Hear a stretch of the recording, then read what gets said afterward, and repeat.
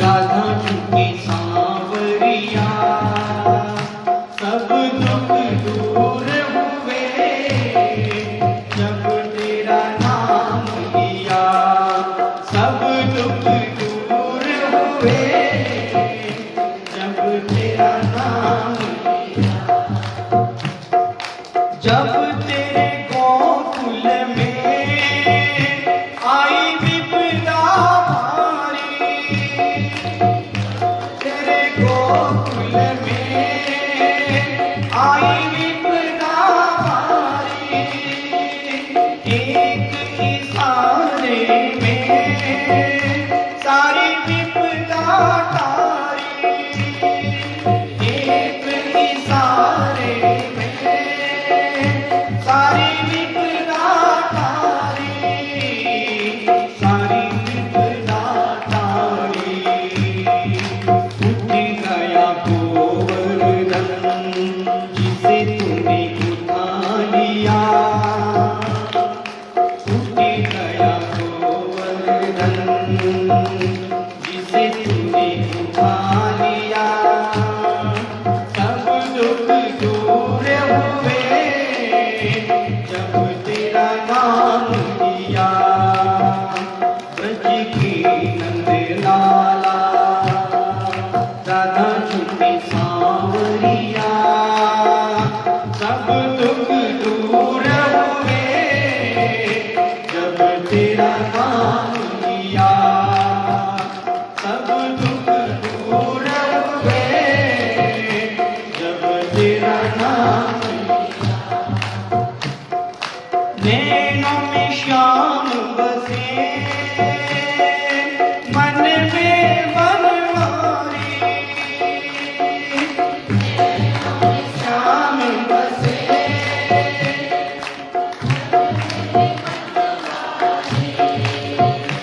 सुध बिसराई गई मुरली की धुन प्यारी। सुध बिसराई गई मुरली की धुन प्यारी। मुरली की धुन प्यारी। मेरे मन मंदिर में रास रचाओ रसिया। मेरे मन मंदिर में रास रचाओ रसिया। सब दुख दूर हुए जब तेरा नाम लिया।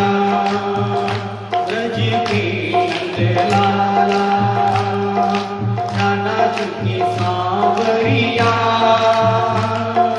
सब दुख दूर हुए जब तेरा नाम लिया। देख रहे हो तुम मेरे टुकड़े सारे।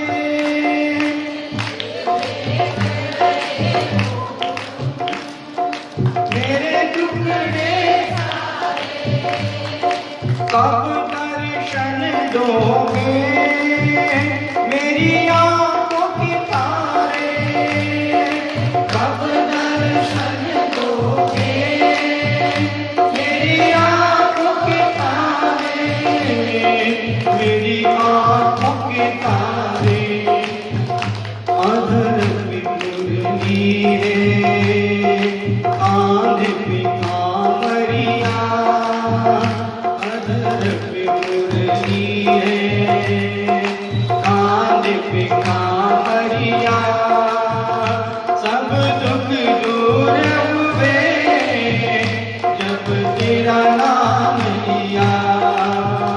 ब्रज के नंद लाला, राधा चुकी सांवरिया, सब दुख दूर हुए जब तेरा नाम लिया। ब्रज के नंद लाला, राधा चुकी सांवरिया, सब दुख दूर हुए जब तेरा नाम लिया। जब तेरा नाम लिया। जब तेरा नाम की नंदलाला, श्री राधा जू की सांवरिया, सब दुख दूर हुए जब तेरा नाम लिया, सब दुख दूर हुए जब तेरा नाम लिया। जब भी भगवान के श्री चरणों का आश्रय लेते हैं सारे दुख दूर हो जाते हैं। मीरा ने भगवान को गिरधर गोपाल कह करके पुकारा तो मीराबाई के लिए विष भी अमृत बन गया। अरे उसे कौन मिटा सकता है जिसको आप रखना चाहते हैं? जिसको आप रखना चाहते हैं उसे कोई नहीं मिटा सकता। आपके गोकुल में बहुत बड़ी भारी विपदा आई, सारे ब्रजवासी लोग डरने लगे, घबराने लगे, लेकिन एक इशारे में गोवर्धन पर्वत को आपने बाएं हाथ की कनिष्ठिका अंगुली पर धारण कर लिया। जो व्यक्ति भगवान की श्री चरणों का आश्रय लेता है वह सारी विपत्तियों से छुटकारा पा लेता है। इस कलयुग में सभी वस्तुओं का सार चला गया है, लेकिन भगवान नाम में सार है, इसलिए भगवान नाम का सारा रखना चाहिए।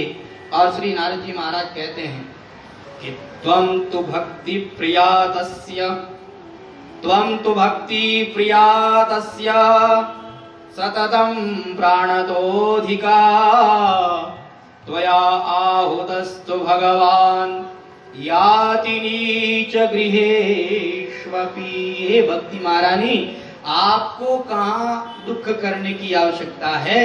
आप तो साक्षात भगवान की प्राण वल्लभा हो।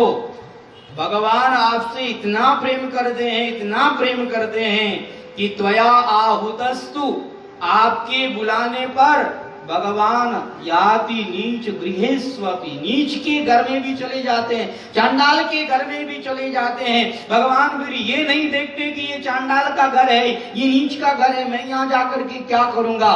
भगवान तो बस ये देखते हैं कि भक्ति महारानी इसके हृदय में विराजमान है तो मुझे वहां पर जाना है। जहाँ भक्ति हो, जहाँ भक्ति बुलाती हो, वहां पर भगवान को जाना ही पड़ता है। नीच के घर में भी भगवान चले जाते हैं।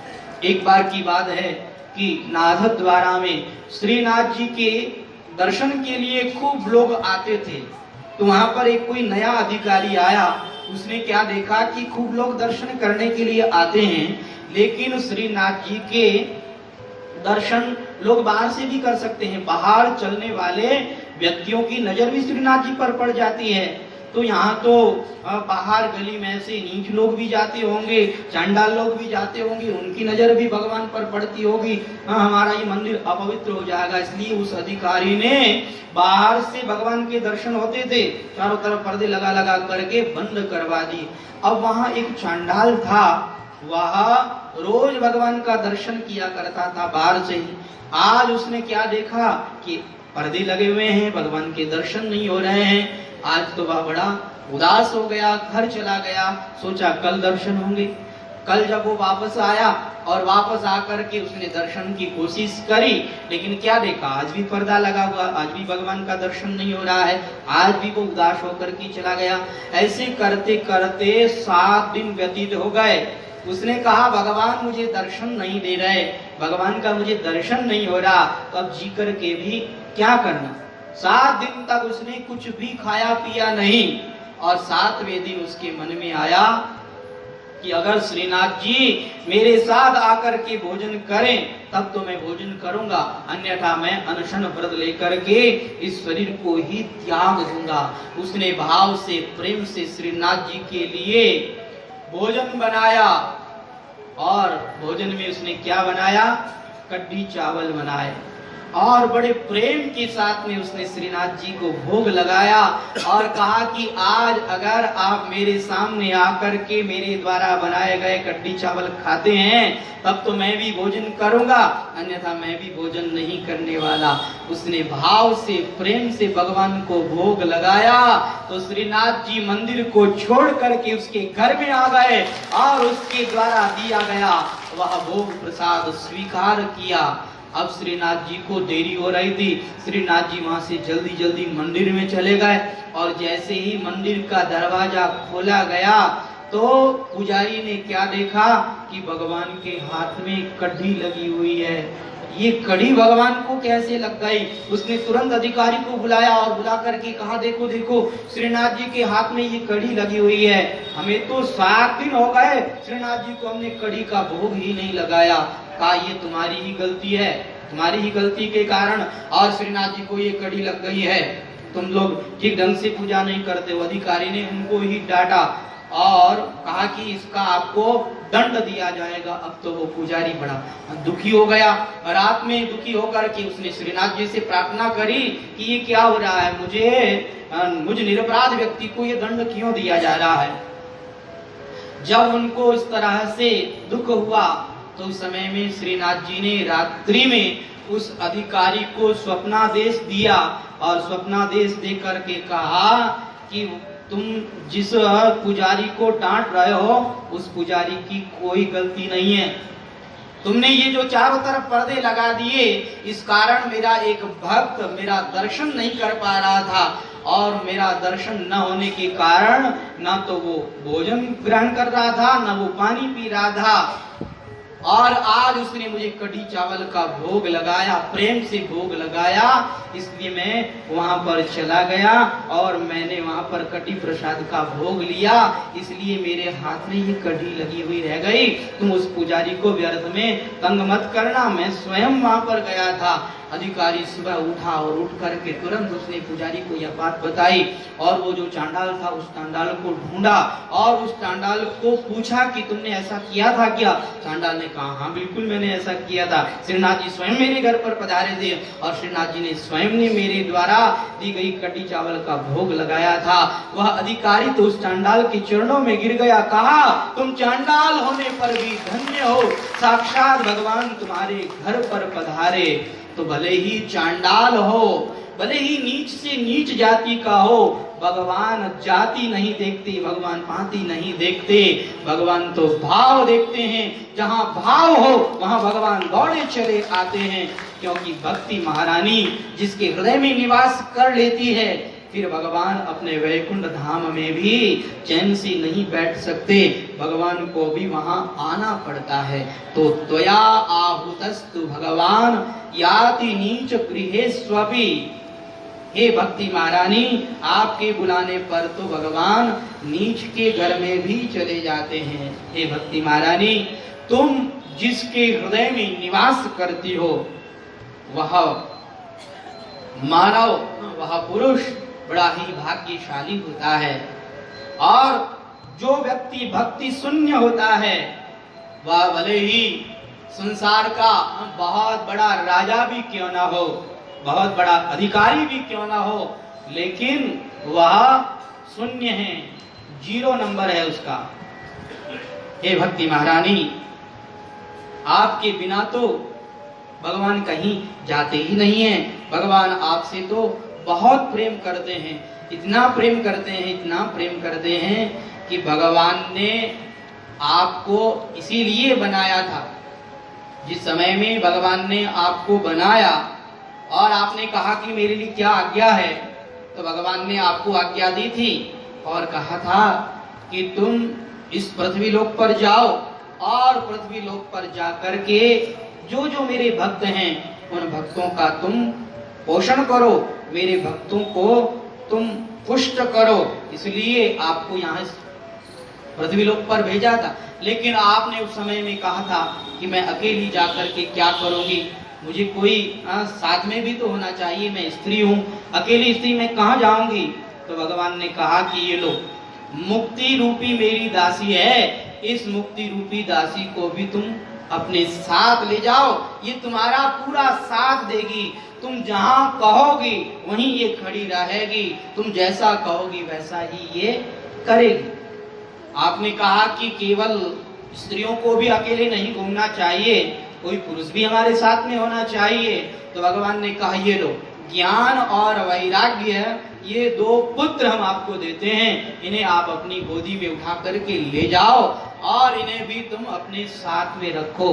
तो तब से भगवान की आज्ञा से तुम मुक्ति रूपी दासी के साथ में और ज्ञान वैराग्य नामक पुत्रों के साथ में यहाँ पर आई हो और आकर के भक्तों का तुम पालन कर रही हो, पोषण कर रही हो।